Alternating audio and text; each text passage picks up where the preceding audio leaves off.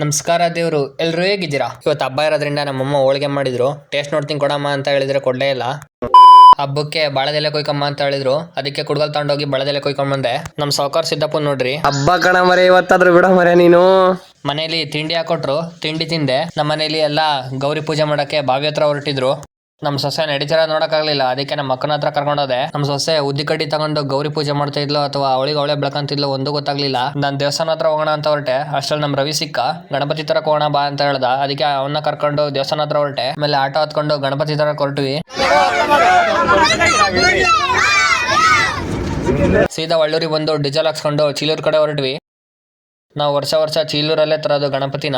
ಇವರು ಮನೆ ಒಳಗೆಲ್ಲ ಗಣಪತಿ ಮಾಡಿ ಇಟ್ಟಿದ್ರು, ಅದನ್ನ ನೋಡೋಣ ಅಂತ ಹೊರಟ್ವಿ.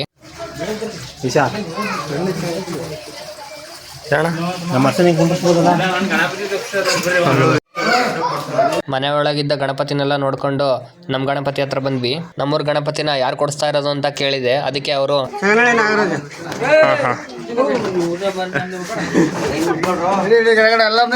ಆಯ್ತು ಹಿಡ್ದಿದ್ದೀನಿ. ಗಣಪತಿನ ಆಟಾಗಿಟ್ಟು ತಿಂಡಿ ಕೊಡ್ಸಿದ್ರು, ತಿಂಡಿ ತಿನ್ವಿ. ಗಣಪತಿಗೆ ಬೇಕಾದಂತ ಡೆಕೋರೇಷನ್ಸ್ ಐಟಮ್ಸ್ ನ ಅದೆಲ್ಲ ತಗೊಂಡು ಊರ್ ಕಡೆ ಹೊರಟ್ವಿ. ಕಾರಲ್ಲಿ ಬರ್ತಿರೋರಿಗೆ ಒಂದ್ ಬಾಯಿ ಹೇಳಿ, ಪ್ರದೀಪ್ ಅಣ್ಣಗ್ ಒಂದ್ ಬಾಯಿ ಹೇಳಿದ್ವಿ.